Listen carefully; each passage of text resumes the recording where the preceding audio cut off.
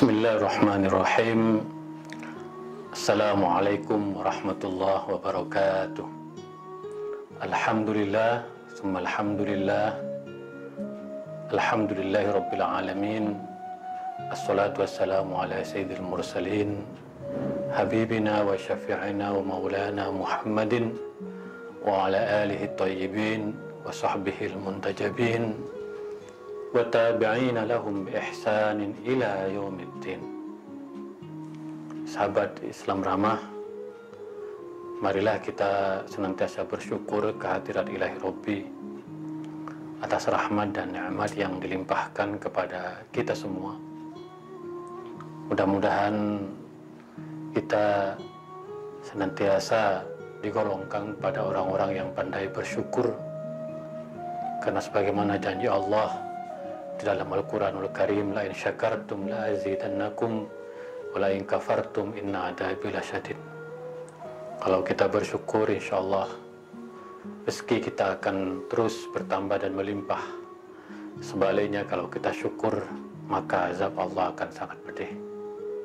Maka oleh karena itu di bulan Ramadan ini mari kita terus bersyukur. Mudah-mudahan Allah senantiasa melimpahkan rahmat dan nikmatnya kepada kita semua. Lebih-lebih di tengah pandemi COVID-19, kita terus diberi kekuatan lahir dan batin untuk terus bersabar, untuk terus menyerahkan diri kepada Allah, senantiasa mengikuti protokol dari pemerintah dan WHO, dan kita terus berdoa mudah-mudahan wabah cepat berlalu. Sahabat serta salam marilah kita sampaikan kepada baginda Rasulullah Sallallahu Alaihi Wasallam. Mudah-mudahan pencerahan dan syafaat Rasulullah selalu bersama kita, karena bagaimanapun kita sebagai umat Rasulullah harus terus mengumandangkan sholawat kepada beliau dan keluarganya. Allahumma sholli ala Sayyidina Muhammad wa ala ali Sayyidina Muhammad. Mudah-mudahan dengan sholawat kita mendapatkan ketenangan, kejembaran, kebahagiaan, dan selawat-selawat kita dapat menjadi obat atas kepanikan, stres, kegelisahan. Li khamsatun utfi biha harul waba'il hatimah, al-Mustafa wal Murtada wa ibnahuma wa Fatimah. Aku mempunyai 5 sosok yang dapat memadamkan ganasnya wabah dan penyakit, yaitu al-Mustafa Nabi Muhammad sallallahu alaihi wasallam, al-Murtada al-Imam Ali bin Abi Thalib karamallahu wajhah, Imam Husain dan Imam Hasan, serta Sayyidah Fatimah Zahra. Mari terus berselawat. Innallaha malaikatahu yusholluna 'alan nabi ya ayyuhalladzina amanu shollu 'alaihi wa sallimu taslima. Sungguhnya Allah dan malaikat berselawat kepada baginda Rasulullah, dan kita umatnya harus senantiasa berselawat. Sahabat Islam ramah, tanpa terasa kita sudah masuki bab-bab terakhir dari buku Al-Quran Kitab Toleransi ini. Sebuah kajian yang sangat menarik kalau kita perhatikan dari sejak yang pertama, betapa pentingnya toleransi, betapa seriusnya Al-Quran mengajak kita untuk hidup toleran di tengah kebinekaan, sembari memahami ayat-ayat Al-Quran, mengambil inspirasi dari kekuasaan Allah dan kerahmatan Nabi Muhammad SAW. Nah, pada kesempatan kali ini saya akan membahas satu tema yang begitu rumit untuk kita pahami, karena ini tidak hanya sekedar terkait dengan pola hubungan bermasyarakat, tetapi terkait dengan bagaimana bangunan atau konsepsi dari teologi atau keyakinan dari Islam dan Kristen itu dibangun, serta bagaimana kemudian dialog-dialog, perjumpaan-perjumpaan, perdebatan yang terjadi khususnya dalam konteks turunnya ayat Al-Quran ini, yaitu tentang Trinitas. Jadi tema kita adalah Isa Al-Masih, Trinitas, dan Ketauhidan. Jadi bagaimana sungguhnya hubungan perbedaan dan persamaan, dan kita mencoba memahami dalam konteks ayat ini, Al-Quran ini turun, dan kemudian bagaimana sungguhnya konsepsi Trinitas menurut orang-orang Kristen yang tentu dalam keyakinan umat Kristiani juga tidak tunggal. Tetapi saya mencoba bagaimana membacakan ayat ini dan kita melihat pada masa lalu dan mungkin juga masa kini terlihat perdebatan antara sebagian kristolog, orang-orang Islam yang mengatakan dirinya ahli kekristenan atau mendebat teologi kekristenan dengan kerap kali menggunakan ayat ini. Nah, saya mencoba untuk meletakkan, memahaminya sesuai apa makna yang terkandung dalam Al-Quran dan bagaimana konteks sosiohistoris, sosioteologis dari ayat ini. Bismillahirrahmanirrahim. Laqad kafara alladziina qalu innallaha wal masih ibnu Maryam. Sungguhnya telah kafir orang-orang yang mengatakan bahwa Al-Masih putra Maryam adalah Allah. Jadi ayat ini ingin menegaskan sebenarnya sebagaimana dikatakan oleh para ahli tafsir, yaitu ayat yang lain, wa ilahukum ilahu wahid la ilaha illa huwar rahmanur rahim. Sungguhnya Tuhan kalian adalah Tuhan yang esa, tidak ada Tuhan selain Dia yang Maha Pengasih dan Maha Penyayang. Maka kita tahu bahwa Islam datang belakangan dan merespon paham-paham teologis yang berkembang pada masa itu yang mengatakan bahwa Isa Al-Masih sebagai Tuhan. Nah, ini tentu salah satu perbedaan antara keyakinan Islam dengan pandangan Kristiani pada zaman itu. Jadi Al-Quran merespon pandangan Kristen pada zamannya yang menganggap bahwa Al-Masih putra Maryam adalah Tuhan, adalah Allah. Jadi ini poin pertama yang perlu digarisbawahi dan dikatakan oleh Imam Ar-Razi bahwa umat-umat Kristen pada zaman itu yang punya pandangan bahwa Al-Masih putra Maryam adalah Tuhan, yaitu pandangan dari Kristen Yakobis dan Kristen Nestorian. Wa qala al-Masih ya bani Israila u'budullaha rabbi wa rabbakum innahu may yusyrik billah faqad harramallahu alaihi al-jannah wa ma'wahu an-nar wa ma lidh-dhalimin min ansar. Jadi kemudian Al-Masih sendiri berkata kepada keturunan Bani Israel, wa'budullah, beribadahlah kepada Allah. Sebagaimana Isa bin Maryam dalam ayat sebelumnya kita jelaskan, inni abdullah, bahwa sungguhnya aku adalah hamba Allah.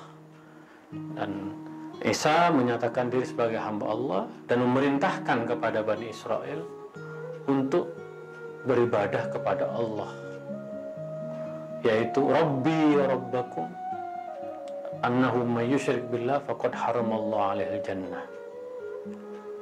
Sungguhnya Allah itu Tuhanku dan Tuhan kalian, dan barang siapa menyekutukan Allah maka diharamkan baginya surga dan tempatnya adalah neraka. Wa ma lidh-dhalimin min ansar. Sungguhnya orang-orang zalim tidak akan mendapatkan pertolongan atau orang-orang yang menolong. Jadi ini sekali lagi sebagai penjelasan dari yang pertama, bahwa menurut Al-Masih bahwa Allah itu adalah Tuhanku dan Tuhan kalian. Karena kita tahu pada zaman itu begitu banyak orang yang menuhankan Al-Masih dan mengabaikan Allah sebagai Tuhan dari Al-Masih. Maka ini bagian dari sikap Al-Quran yang kita tahu bahwa Al-Quran tidak memberikan ruang sama sekali terhadap bentuk-bentuk pemahaman atau keyakinan yang menyekutukan Allah. Lalu di ayat selanjutnya, laqad kafarul ladina qalu innallaha thalith salasah.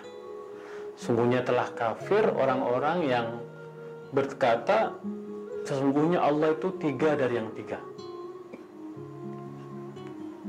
Wa ma min ilahin illallah wahid. Wa ma min ilahin illa ilahun wahid.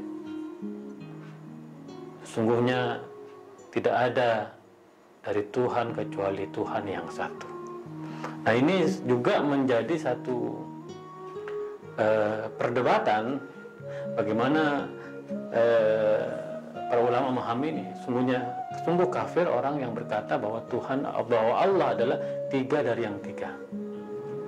Salisu salasah. Jadi menurut pandangan para ulama, terutama Ar-Razi, karena Imam Ar-Razi adalah ahli dalam bidang ilmu kalam, bahwa tiga dari yang tiga itu bisa dianggap menyatakan Tuhan tiga. Tetapi Al-Imam Al-Wahidi mengatakan tidak apa-apa disebut tiga dari yang tiga, kecuali tidak ada kalimat Tuhan di situ, karena di sini tidak ada innallaha salisu salat ilahin atau alihah, jadi tiga dari yang tiga. Nah, tetapi sekali lagi bahwa ini salah satu bentuk dari kehati-hatian Al-Quran untuk kita tahu bahwa menyekutukan Tuhan, karena dulu dalam keyakinannya bahwa orang-orang Arab pada zaman dulu juga mempunyai keyakinan tentang monoteisme, tentang tauhid, tetapi mereka menggunakan patung sebagai instrumen untuk memahami ketauhidan, sehingga kemudian mereka dianggap syirik karena menganggap bahwa patung itu adalah Tuhan. Nah, menurut para ulama, menyekutukan Tuhan aja tidak boleh, apalagi dengan mentigakan Tuhan. Maka Al-Quran kemudian menyatakan wa ma min ilahin illa ilahun wahid. Sungguhnya tidak ada Tuhan kecuali Tuhan yang esa. Nah, ini sekali lagi sikap tegas dari Al-Quran untuk membangun satu konsep ketuhanan yang esa. Maka banyak orang mengatakan bahwa konsep tentang ketauhidan dalam Islam itu adalah konsep yang betul-betul sederhana sekali, tanpa melalui proses penalaran yang panjang.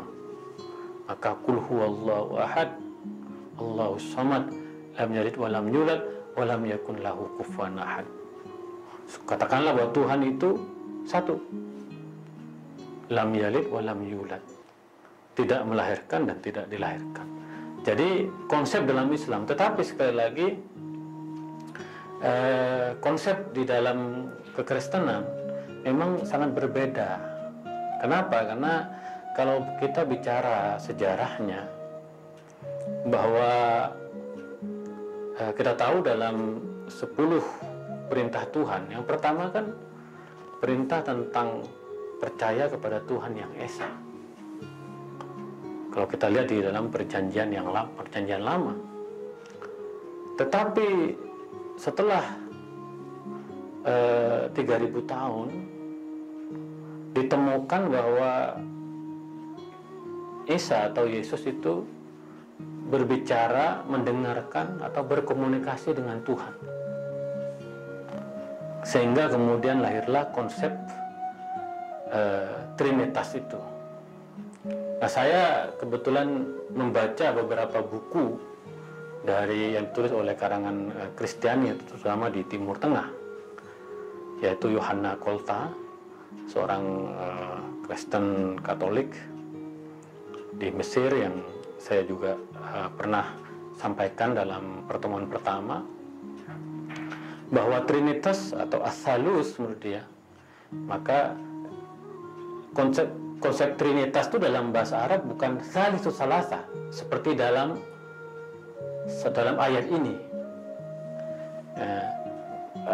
Trinitas itu bahasanya As-Salus, bukan Salus Salasa.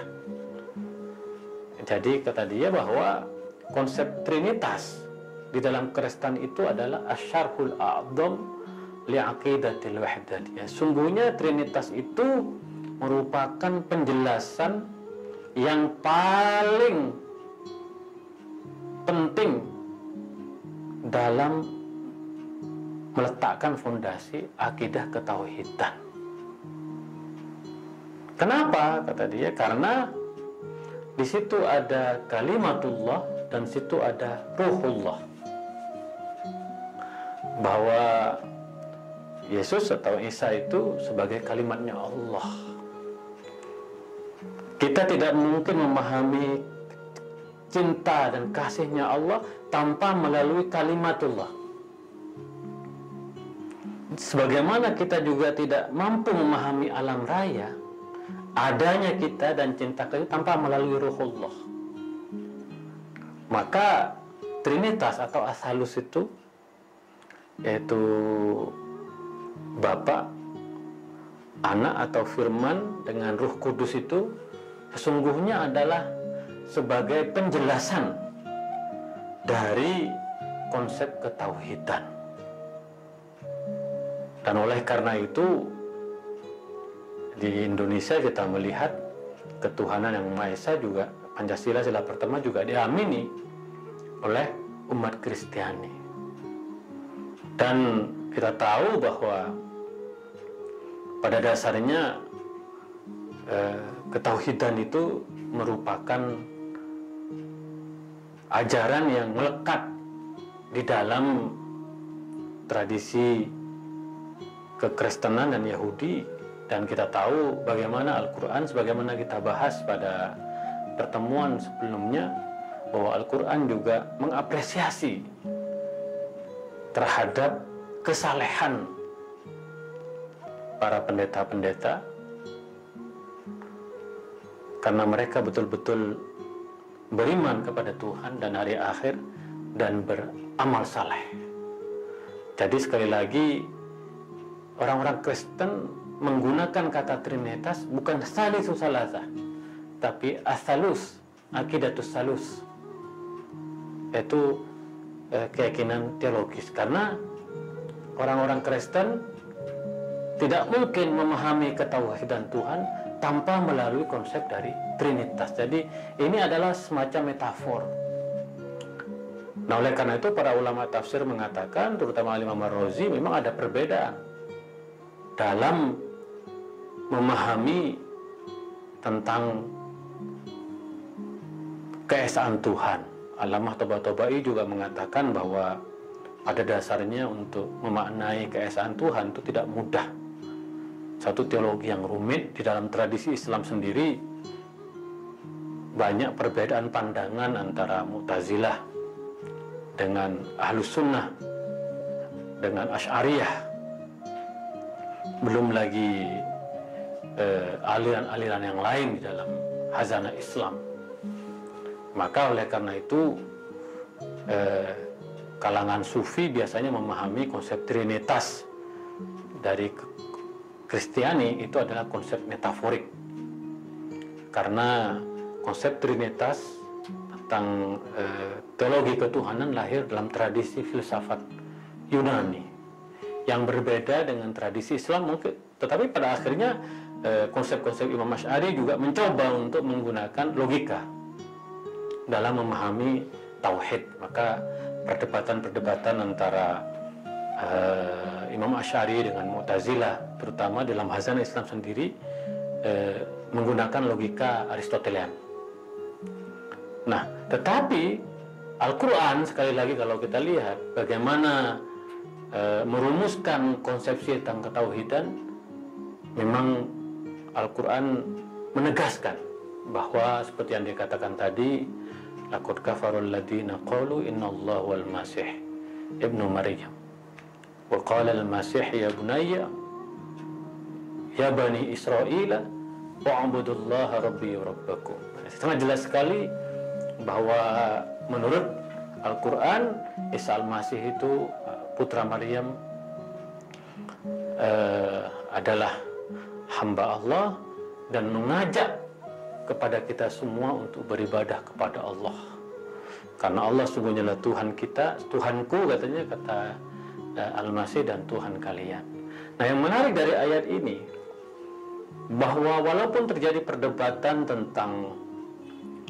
tentang keyakinan yang ketauhidan pada zamannya, tetapi tidak ada satu penjelasan untuk melakukan kekerasan, bahwa terjadi perbedaan pandangan tentang bagaimana bangunan teologi keyakinan itu antara Thalithus Thalatsa dengan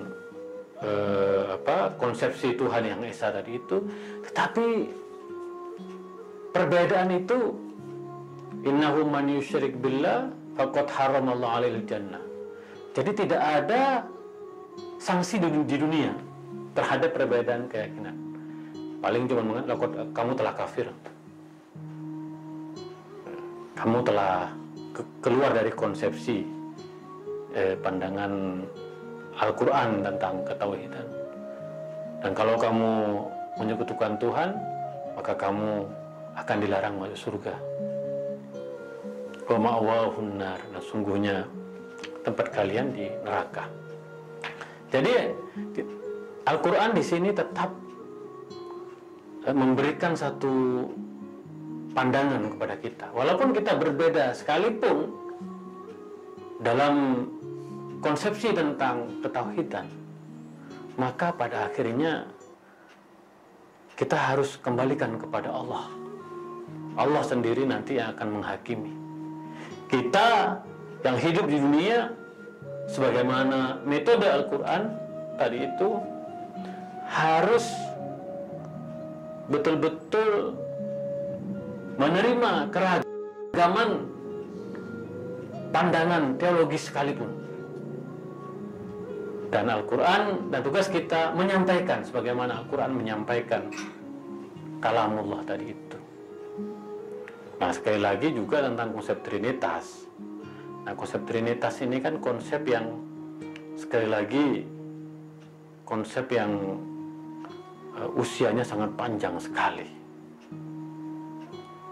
Dan kita diminta hati-hati untuk memahami konsepsi tentang Trinitas itu. Dalam artian saya ingin mengatakan bahwa yang dilarang oleh Al-Quran adalah Thalithus Thalatsa, tiga dari yang tiga. Sementara konsep Trinitas di dalam tradisi Kristen Arab disebut dengan Thalus. Mereka menembus Thalus, bukan Thalithus Thalatsa. Jadi ada dimensi linguistik di sini yang digunakan, yang itu menyatakan adanya perbedaan. Dan kalau kita baca literatur-literatur kekristenan di Timur Tengah, mereka secara eksplisit meyakini bahwa Tuhan itu Esa, dalam bahasa Arab Allah itu Esa. Tetapi untuk memahami Tuhan yang Esa itu harus melalui simbol-simbol, metafor-metafor. Yang kita pahami adalah Trinitas itu. Karena menurut mereka kasih Allah itu ada pada Isa Al-Masih. Dan Allah begitu mencintai Isa Al-Masih, sehingga ada yang mengatakan bahwa manusia, Isa Al-Masih itu adalah partnernya Allah. Jadi memang sekali lagi untuk memahami Trinitas, mari kita agar lebih arif mendengarkan, menanyakan langsung dari pandangan umat Kristiani. Tetapi yang jelas dikritik oleh Al-Quran adalah orang yang mengatakan tiga dari yang tiga, salis salasah. Dan itu pun para ulama tafsir berbeda pendapat, bahwa mengatakan tiga dari yang tiga itu di dalamnya memahami ada dimensi tiga Tuhan. Tetapi menurut Al-Imam Al-Wahidi, selama tidak menggunakan istilah salisu salasa ilahin atau aliyah, itu juga masih multi tafsir. Artinya para ulama juga berbeda pendapat. Tetapi yang jelas di dalam Al-Quran, wa ma min ilahin illa ilahun wahid. Sungguhnya tidak ada Tuhan kecuali Tuhan yang satu. Jadi Tuhan yang satu ini memang menjadi salah satu referensi rujukan dari umat Islam untuk memahami ketauhidan dari Allah Subhanahu wa Ta'ala. Dan maka kalau sebenarnya bagaimana perspektif ketauhidan di dalam Al-Quranul Karim itu sangat simpel sekali. Karena Qul huwallahu ahad, katakanlah bahwa Allah itu esa, Allah itu satu. Jadi sekali lagi ada banyak hikmah bahwa kita berbeda tentang keyakinan, tentang bagaimana kita memahami keesaan Tuhan antara dalam tradisi Islam sebagaimana digambarkan Al-Quran dengan tradisi kekristenan di masa lampau seperti Kristen Nestorian dan Jakobis. Tetapi sekali lagi Al-Quran tidak membenarkan jika ada tindakan kekerasan, karena ada sebagian kelompok sekarang ini yang menghalalkan darah orang-orang kafir, yaitu terutama kelompok teroris yang ngebom gereja di Surabaya, yang dalam pandangan mereka bahwa mengebom orang-orang kafir itu diperbolehkan oleh agama. Sama sekali tidak diperbolehkan melakukan tindakan kekerasan terhadap orang yang berbeda keyakinan dengan kita. Dan melalui ayat ini sudah dijelaskan bahwa Allah nanti yang akan mengambil keputusan akankah nanti orang-orang yang dianggap kafir itu masuk neraka atau masuk surga. Jadi mari sekali lagi kembali ke Al-Quran dengan cara untuk sekali lagi menyampaikan pandangan Al-Quran apa adanya tentang ketauhidan, sembari semuanya kita serahkan kepada Allah Subhanahu wa Ta'ala dalam mengambil langkah-langkah, sehingga sekali lagi kita diperintahkan untuk hidup toleran, hidup damai di tengah keragaman. Dan mari kita jadikan perbedaan pandangan apapun, se-ekstrem apapun perbedaan pandangan kita, kita anggap sebagai salah satu cara kita untuk berdebat. Maka di dalam Al-Quran, wala tujadilu ahlal kitab illa billati ahsan, dan kamu jangan sekali-kali mendebat orang-orang Kristen dan Yahudi kecuali dengan cara yang baik. Nah, cara Al-Quran ini adalah cara yang baik karena memberikan penjelasan dan menyerahkan sepenuhnya kepada Allah yang nanti akan memberikan ganjaran apa itu surga maupun neraka. Sahabat Islam ramah, itulah kira-kira kajian kita tentang Al-Quran Kitab Toleransi. Mudah-mudahan kita termasuk hamba Allah yang mendapatkan keberkahan dari Al-Quranul Karim. Kita akan sambung pada esok hari. Kurang lebihnya mohon maaf. Wa ma taufiqi illa billah, alaihi tawakkaltu wa ilaihi unib. Wallahul muwaffiq ila aqwamit thoriq. Assalamualaikum warahmatullahi wabarakatuh.